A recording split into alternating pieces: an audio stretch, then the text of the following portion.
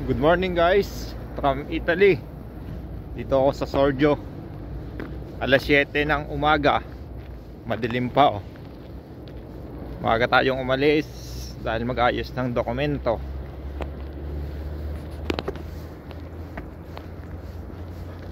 Malamig pa rin. At kahit parang naninigarilyo oh.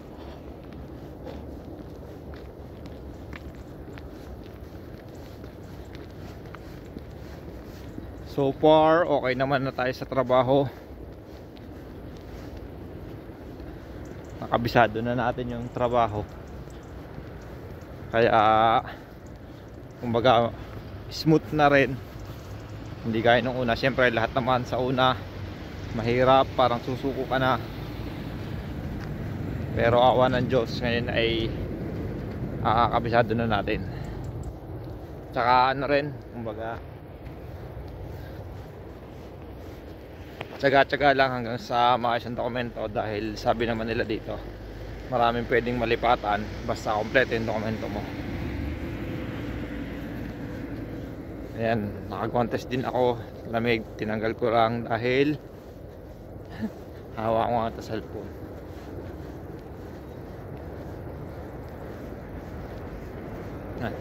Lamig na rin aking kamay. walang contest, walang gloves yung isa, yung hawak.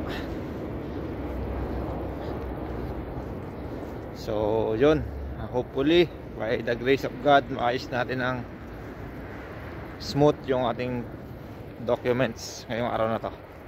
God bless po sa ating lahat. Guys, naligaw tayo.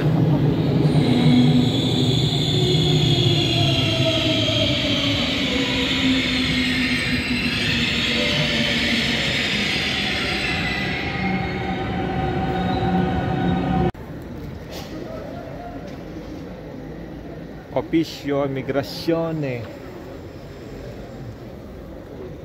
Praise God, nakatapos din tayo sa pag-ayos ng ating permesso di soggiorno dito sa immigration sa Montebello. By Montebello. Via Montebello. Hindi pala kita.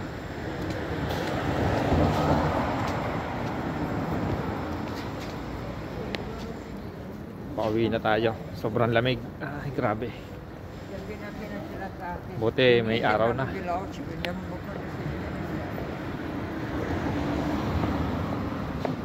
So yun, praise the Lord. After 4 months, nakatimbro na tayo. Yun yung ating hinihintay talaga. Hopefully na lang na subordinato yung ano, kumbaga parang mas matagal na permit. Hindi ko alam kung ano ibig sabihin. Estudyonali kasi yung parang contractual, parang gano'n. Subordinato medyo mas matagal. So yun, at least ano na tayo, okay na, aposto na. Praise the Lord.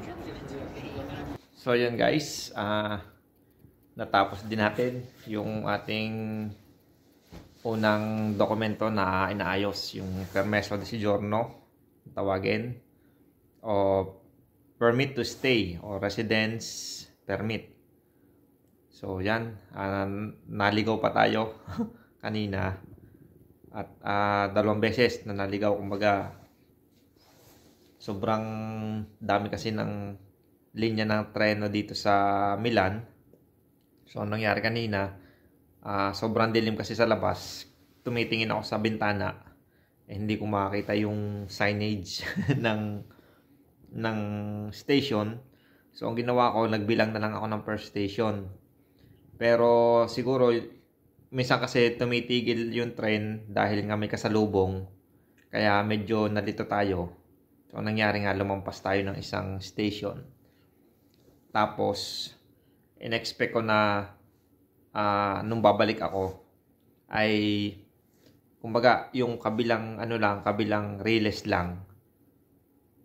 Pero yung nasakyan ko, ibang linya rin pala.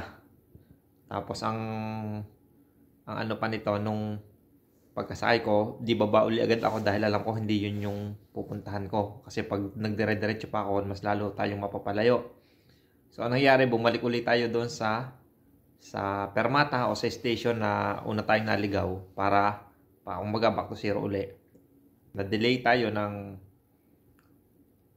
siguro mga 30 minutes to 1 hour. 30 minutes ganun. So, instead na magpanic or magalit or kalma lang. Kumbaga, lagi natin panghawakan din yung there's a reason behind. There's a better reason what is happening, why this is happening. So, ganun.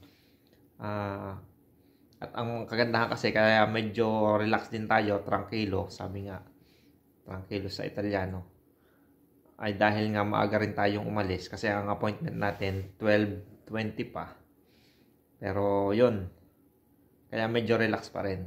So yun yung kagandahan kapag meron kang appointment na sobrang advance ang oras mo pumunta. Kumbaga, maaga amang makarating, okay lang na maghintay ka na nandun ka na. Kesa yung halos saktuhan ka lang sa oras. Pag meron kang mga unexpected na nangyari, gaya nung nangyari sa akin na naligaw ka, sa kahit anumang trabaho, kahit anumang ginagawa mo, lagi kang kumbaga, hanggat maaari, lagi kang mauna sa expected na hour. Wag